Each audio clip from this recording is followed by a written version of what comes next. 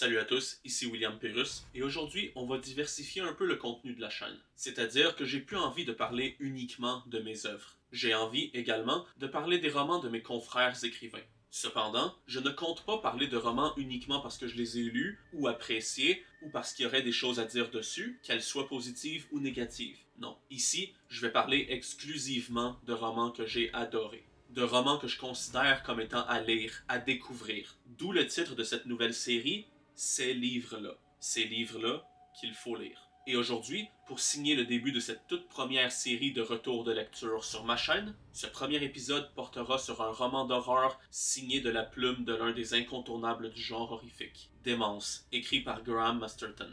Sans exagération, ce roman est une véritable leçon de structure et d'écriture d'un roman d'horreur pour tout auteur décidant de se lancer dans ce genre littéraire.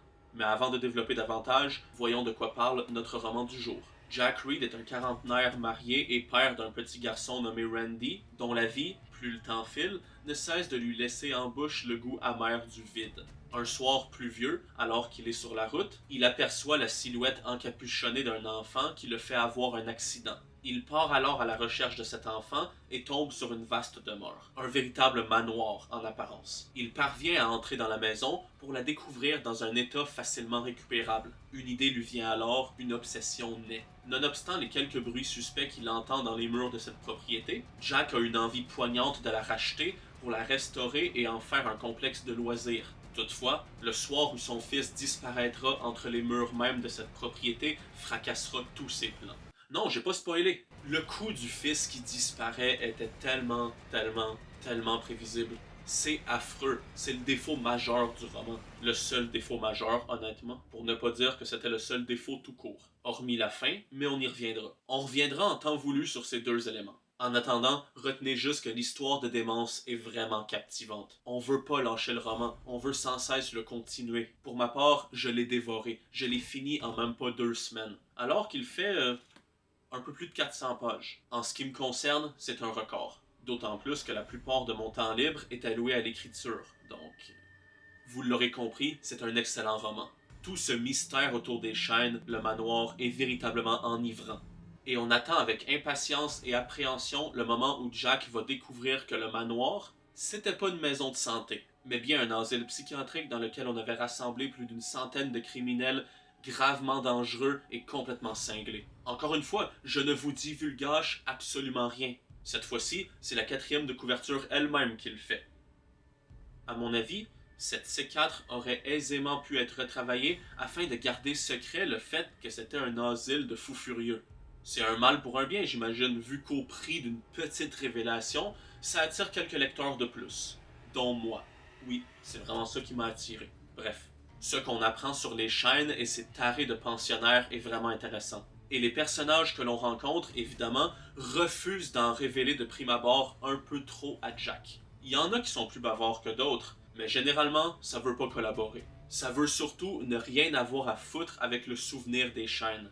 Voir l'existence même de la bâtisse.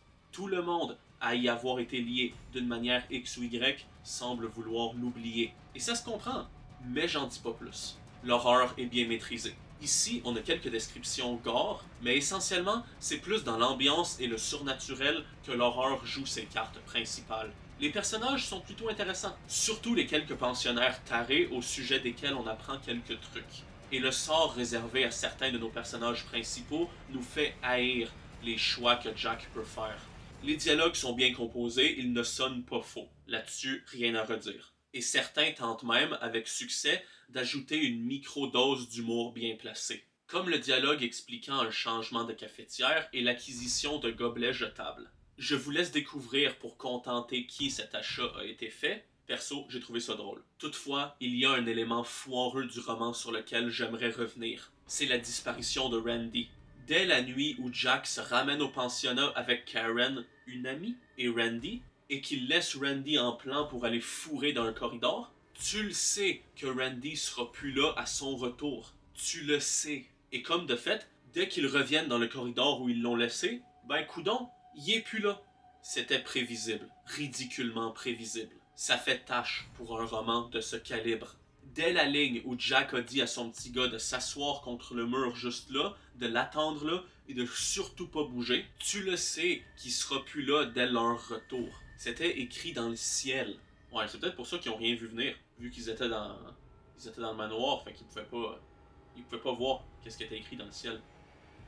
Autre chose, quitte à parler des défauts, la fin est trop vite expédiée. Elle est bonne, vraiment. La situation finale de la vie de Jack est vraiment tragique. Dans son fond, comme dans tout ce qu'elle implique vis-à-vis de tout ce qu'il a dû parcourir pour finalement n'en arriver que là. C'est assez triste quand on y pense. Mais c'est seulement en même pas une petite page recto-verso que cette fin-là est racontée et bouclée.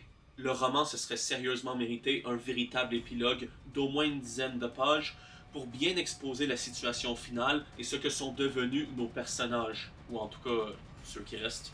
C'est dommage, parce que tout le long du roman, l'auteur a pris son temps pour nous poser le décor des lieux, des actions et des pensées des personnages. Mais pour la fin, la situation finale, non, tout est plié et rangé en quelques paragraphes à peine. C'est vraiment dommage. Ça donne l'impression désagréable que la fin a été bâclée, pas dans son fond, mais dans sa forme. Ça donne l'impression que l'auteur était arrivé à la fin de son échéancier et que sous la contrainte, donc, il a expédié l'écriture de la fin de son roman afin de pouvoir rendre le manuscrit dans les temps. Ça m'étonnerait que ce soit le cas pour celui-là, mais ça se peut. C'est quelque chose qui se fait dans le domaine. Bref, tantôt, j'ai dit que le roman était une leçon d'écriture horrifique. Et c'est vrai. S'il existait des cours d'écriture littéraire horrifique, ce roman devrait faire partie de ceux à lire et étudier. Parce qu'autant au niveau de la narration, du rythme du roman, des péripéties et des enjeux, c'est tellement bien maîtrisé. Ce n'est pas trop rapide. Il y a des romans, des fois, qui te donnent l'impression,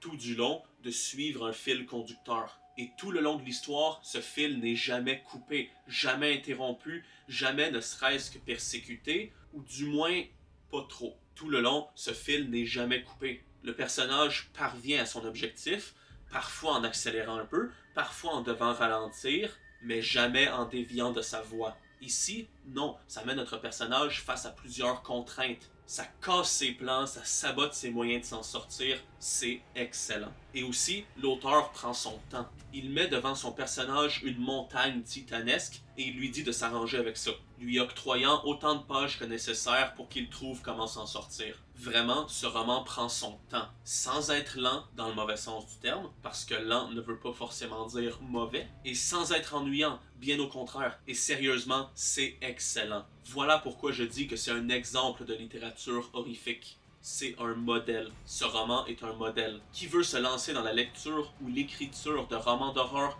doit impérativement avoir lu celui-ci. Sérieusement. En conclusion, Démence de Graham Masterton, c'est une excellente lecture de genre. Nonobstant la disparition prévisible du fils et la maigre fin, ce roman est l'un des meilleurs romans d'horreur que j'ai lus.